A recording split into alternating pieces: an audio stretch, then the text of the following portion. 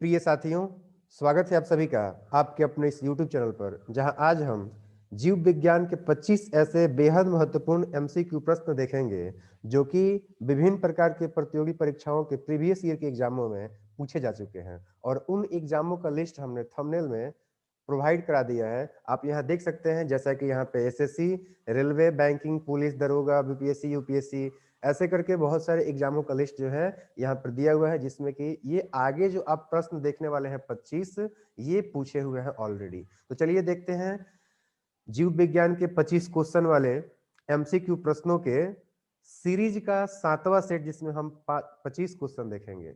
और उसमें पहला जो क्वेश्चन है वो है, सभी कीट होते हैं option A ammonotelic, option B uricotelic, option C ureotelic और ऑप्शन डी उपर्युक्त में कोई नहीं।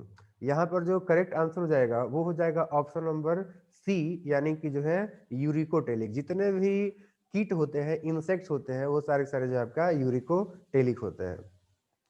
नेक्स्ट बात करेंगे अगला क्वेश्चन। तो अगला क्वेश्चन यहाँ पे है, रवो के रूप में सबसे पहले किस एंजाइम को तैयार किया गया था? और यहाँ पर जो है ऑप्शन आप देख सकते हैं, ऑप्शन है option A zymase, option B urease, option C lipase और ऑप्शन डी है प्रोटीओज। तो इसका जो करेक्ट आंसर है वो है आपका यूरिएस। यूरिएस वो एंजाइम था जिसको सबसे पहले जो है रवा के रूप में प्राप्त किया गया था। अगला क्वेश्चन देखेंगे जो कि है, उत्सर्जन यानी कि एक्सक्रीशन की इकाई है। Option A neuron, option B axon, option C nephron और ऑप्शन डी है उपर्युक्त में से कोई नहीं। तो इसका जो करेक्ट आंसर है वो है आपका नेफ्रॉन। नेफ्रॉन जो होता है वो उत्सर्जन का इकाई है, क्योंकि इसी नेफ्रॉन से मिल करके बना होता है किडनी, जिसमें कि यूरिन का फॉर्मेशन होता है। ठीक है, इस तरीके से अगर बात करेंगे तो न्यूरॉन जो होता है ये भी इकाई है, लेकिन ये जो इकाई है ये है आपका नर्वस सिस्टम का, मतलब तंत्रिका तंत्र का है। ये जो है आपका नर्वस सिस्टम, जिसको हम बोलते हैं हिंदी में तंत्रिका तंत्र। तो तंत्रिका तंत्र का अगर आपसे कोई पूछता है कि इकाई क्या होता है तो आप बताएंगे न्यूरॉन। लेकिन अगर आपसे पूछा जाता है कि उत्सर्जन तंत्र या फिर मानव मूत्र तंत्र का इकाई क्या होता है, तो हम बताते हैं वहां पर नेफ्रॉन। तो नेफ्रॉन और न्यूरॉन दोनों में जो है, दोनों में क्या डिफरेंस है या फिर जो है कौन किसके इकाई है, ये आप लोग को याद रखना है। चलिए देखते हैं अगला क्वेश्चन। तो अगला क्वेश्चन है, वृक्क यानी किडनी की खराबी के कारण रक्त में यूरिया की मात्रा बढ़ने को कहते हैं, क्या कहते हैं? ऑप्शन ए यूरेमिया कहते हैं, ऑप्शन बी एनयूरिया, ऑप्शन सी यूरोक्रोमिया और ऑप्शन डी उपर्युक्त सभी। तो इसमें देखिए इसका जो करेक्ट आंसर है वो है आपका यूरेमिया। अगर मतलब कि जो किडनी होता है वो खराब हो जाए, दोनों के दोनों किडनी, ठीक है, या फिर एक के भी खराब होने की वजह से अगर आपके बॉडी के ब्लड में यूरिया का क्वांटिटी बढ़ने लगता है, तो इस स्थिति को हम बोलते हैं यूरेमिया। तो correct answer option number A था। अब बात करेंगे अगला क्वेश्चन। तो अगला क्वेश्चन है, पक्षी होते हैं, ऑप्शन ए अमोनोटेलिक होते हैं, ऑप्शन बी यूरियोटेलिक होते हैं, ऑप्शन सी यूरिकोटेलिक होते हैं और ऑप्शन डी उपर्युक्त में से कोई नहीं होता है। तो इसका जो करेक्ट आंसर है वो है आपका ऑप्शन नंबर सी, यानी कि यूरिकोटेलिक। तो करेक्ट आंसर यहाँ पर याद रखेंगे यूरिकोटेलिक। अच्छा, ये अमोनोटेलिक और यूरिकोटेलिक और यूरियोटेलिक क्या होता है, चलिए आप लोग को जो है मैं बता देता हूँ। देखिए, अगर कोई भी ऑर्गेनिज्म, मतलब कोई भी जीव अपने यूरिन के द्वारा अमोनिया को सिक्रीट, मतलब अमोनिया को जो है एक्सक्रीट करता है, बाहर निकालता है, निष्कासित करता है, तो उसको बोलते हैं कि वो जो जीव है वो अमोनोटेलिक है। उसी प्रकार से अगर यूरिया को बाहर निकाल रहा है अपने शरीर से जो है उत्सर्जी पदार्थ के रूप में, एक्सक्रेटरी प्रोडक्ट के रूप में, अगर यूरिया को बाहर निष्कासित कर रहा है, तो ऐसे जीवों को हम बोलते हैं यूरियोटेलिक। और जो यूरिक एसिड को अपने उत्सर्जी पदार्थ के रूप में अपने शरीर से बाहर निकालते हैं, तो उसको कहते हैं हम लोग यूरिकोटेलिक। तो चलिए ये तीनों डेफिनेशन आप लोग याद रखिए, और साथ साथ जो है याद रखिए कि पक्षी जो होते हैं वो क्या होते हैं, यूरिकोटेलिक होते हैं। अब देखते हैं अगला क्वेश्चन। तो अगला क्वेश्चन है कि मनुष्य के ब्रिक में यानी किडनी में पथरी बनती है, यानी कि स्टोन बनता है। ऑप्शन ए वसाओं के ब्लॉकेज से, ऑप्शन बी ब्रिक में बालू के कणों से और ऑप्शन सी ब्रिक में प्रोटीन के लोकलाइजेशन से और ऑप्शन डी है ब्रिक के पेल्विस में ऑक्सलेट जैसे लवणों के क्रिस्टल से। तो जो कि करेक्ट आंसर इसका हो जाएगा ऑप्शन नंबर डी, यानी कि किडनी के अंदर में ऑक्सलेट जैसे जो क्रिस्टलीय जो लवण होते हैं, सॉल्ट्स होते हैं, इन्हीं के जमा होने की वजह से जो है किडनी के अंदर में स्टोन बन जाता है, यानी कि पथरी बनता है। तो इसका correct answer option number D था। ब्रिक के पेल्विस में ऑक्सलेट जैसे लवणों के क्रिस्टलों से जो है मनुष्य के ब्रिक में पथरी बनता है। अब देखेंगे अगला क्वेश्चन। तो अगला क्वेश्चन है, ऊंचाई पर मनुष्य में लाल रुधिर कण यानी कि जो है आरबीसी का संख्या बढ़ जाता है, क्योंकि वहां पर ऑप्शन ए ऑक्सीजन अधिक होता है, ऑप्शन बी ऑक्सीजन कम होता है, ऑप्शन सी वायु में सूक्ष्म जीव होते हैं, और ऑप्शन डी शरीर को गर्म रखने के लिए अधिक ऊर्जा होती है। तो इसका करेक्ट आंसर हो जाएगा ऑप्शन नंबर बी, यानी कि ऊंचाई पर जाया जाता है तो वहां पर क्या होता है कि जैसे जैसे हम ऊंचाई पर जाते हैं वैसे वैसे जो एटमॉस्फेयर है इसका जो मोटाई है ये कम होते जाता है, और जैसे जैसे मोटाई कम होता जाएगा उसके साथ साथ क्या होता है कि ऑक्सीजन का लेवल भी जो है घटने लगता है, और जैसे जैसे ऑक्सीजन का लेवल घटने लगता है वैसे वैसे हमारे बॉडी में जो है लाल रुधिर कणों की संख्या बढ़ती जाती है, ताकि जितना ऑक्सीजन मिल पा रहा है उतने ऑक्सीजन को जो है बॉडी में सही से सर्कुलेट किया जा सके। तो इसका correct answer option number B था। अब देखते हैं अगला क्वेश्चन, जो कि है किस प्राणी में रुधिर नहीं होता किंतु श्वसन होता है। तो देखिए केंचुआ में रुधिर होता है, मेढक में भी होता है, इसके अलावा मीन मतलब मछली में भी होता है, लेकिन हाइड्रा में नहीं होता है, लेकिन हाइड्रा में श्वसन होता है। ठीक है, तो इसका जो करेक्ट आंसर है वो आपका ऑप्शन नंबर सी। ये जो है आपका जो डिफ्यूजन एक प्रोसेस होता है जिसको बोलते हैं हम लोग विसरण, उसी के प्रक्रिया के द्वारा अपने बॉडी के आउटर सरफेस के द्वारा जो है श्वसन यानी कि रेस्पिरेशन करता है।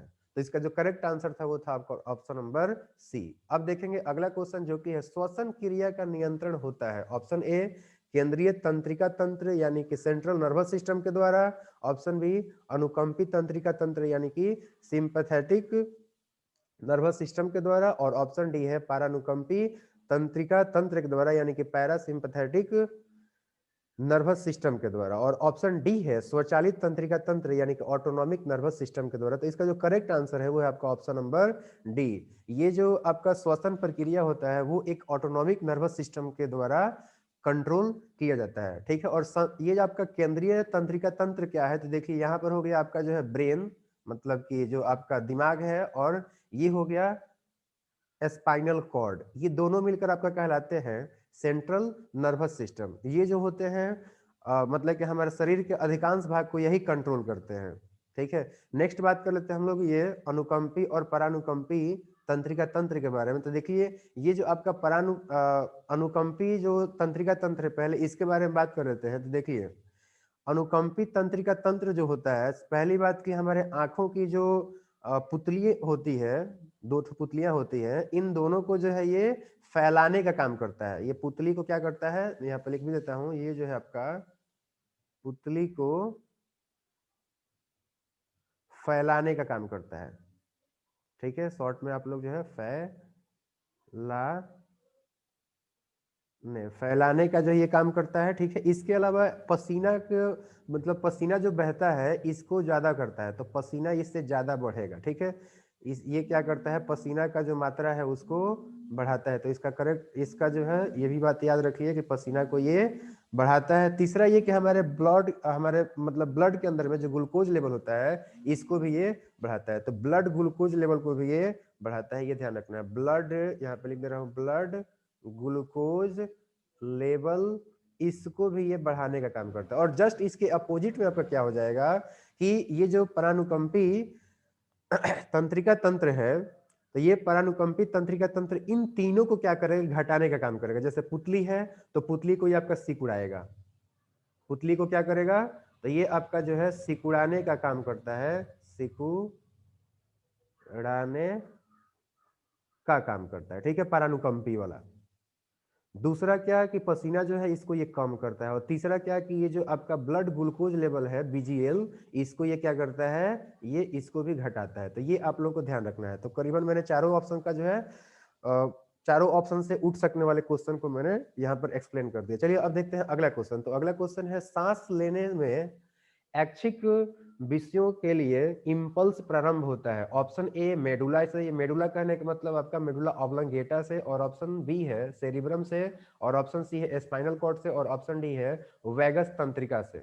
तो इसका जो करेक्ट आंसर है वो हो जाएगा आपका ऑप्शन नंबर ए मेडुला से। मेडुला ऑब्लंगेटा जो होता है वहां से आपका इम्पल्स शुरू होता है, ताकि जो है सांस लेने का जो ऐच्छिक क्रियाएं हैं वो सब हो सके, जैसे कि आपका जो इंटरकोस्टल मसल्स होते हैं, ठीक है, उनका जो है मूवमेंट, इसके अलावा जो डायफ्राम है इसका मूवमेंट हो गया।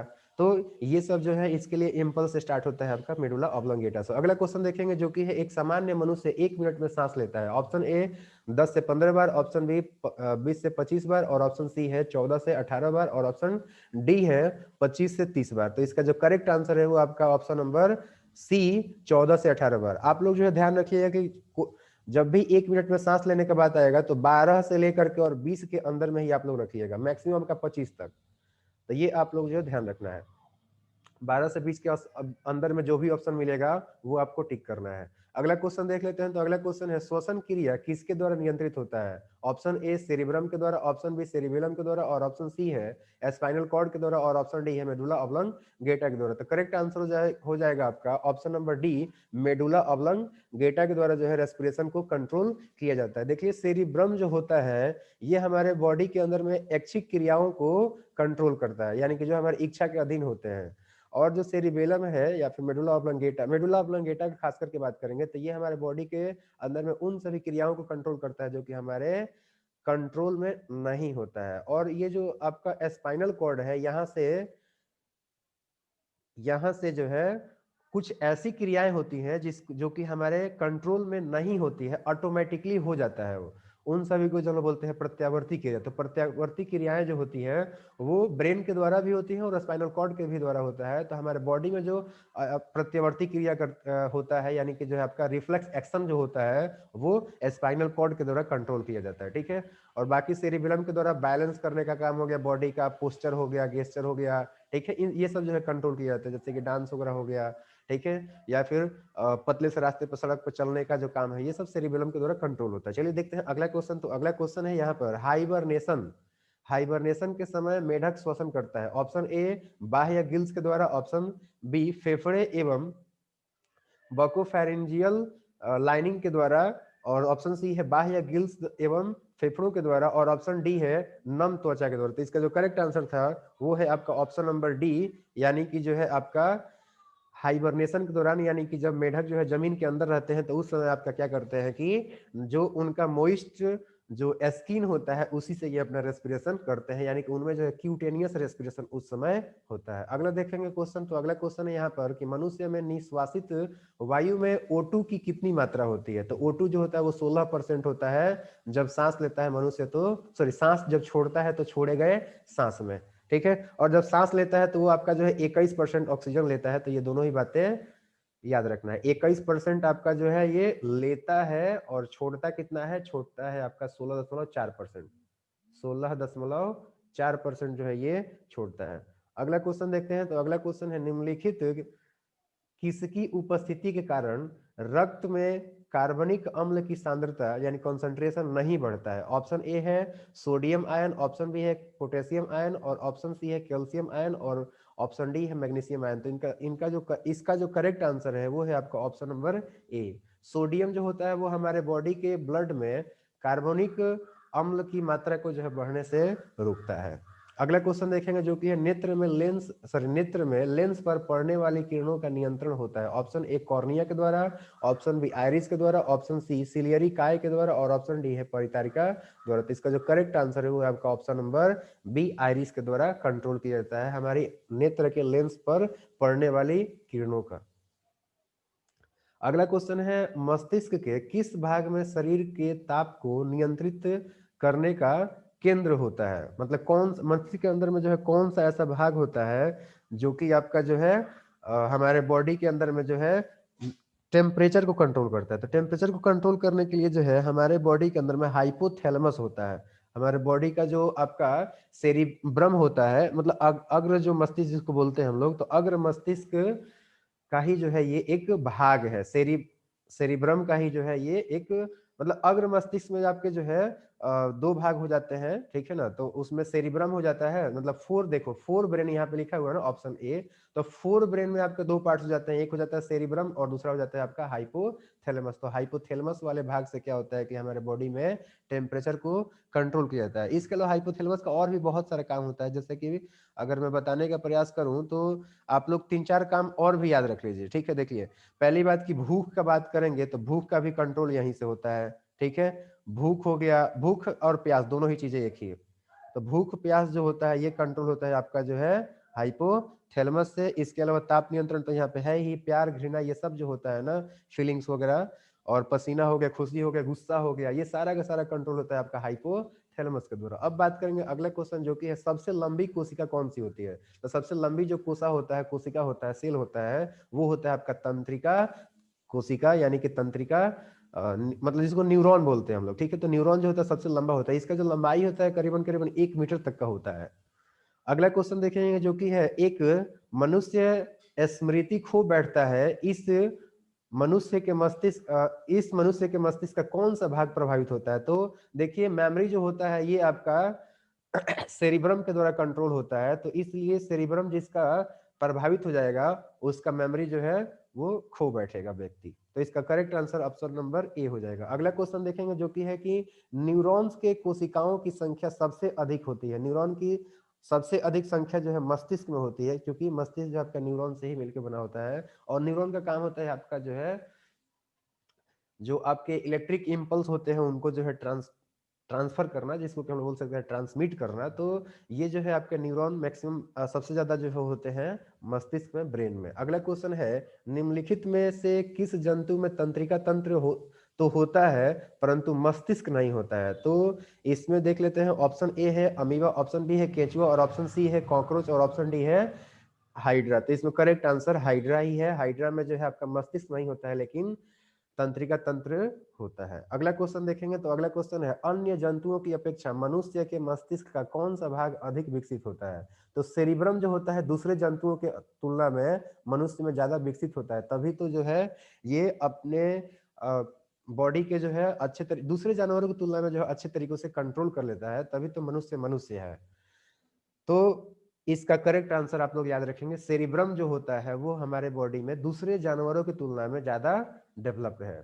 अगला क्वेश्चन है कि लैंगरहैंस के उपद्वीप यानी कि आइलेट्स ऑफ लैंगरहैंस पाया जाते हैं। ये आपका पाया जाता है ऑप्शन ए लीवर में, या फिर ऑप्शन बी पैनक्रियाज में, ऑप्शन सी है स्प्लीन में, और ऑप्शन डी है पिट्यूटरी ग्लैंड में। तो इसका जो करेक्ट आंसर है वो है आपका ऑप्शन नंबर बी अग्नाशय, जिसको कि हम लोग इंग्लिश में बोलते हैं पैनक्रियाज। तो ये पैनक्रियाज में जो है आपका पाया जाता है आइलेट्स ऑफ लैंगरहैंस।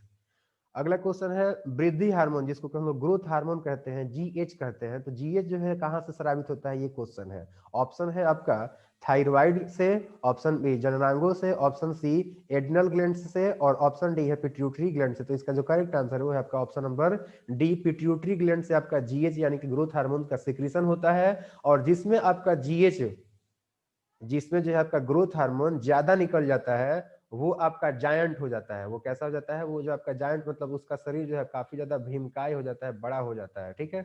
और दूसरा ये कि जिसके बॉडी में आपका जीएच यानी कि ग्रोथ हार्मोन कम निकलता है उसका जो शरीर का लंबाई होता है वो काफी छोटा ही रह जाता है, यानी कि वो आपका ड्वार्फ हो जाता है, बौना हो जाता है, ठीक है। तो ये आप लोगों को जो है, एक सेकेंड यहाँ पे ड्वार्फ लिखा था ना मुझे, DWARF।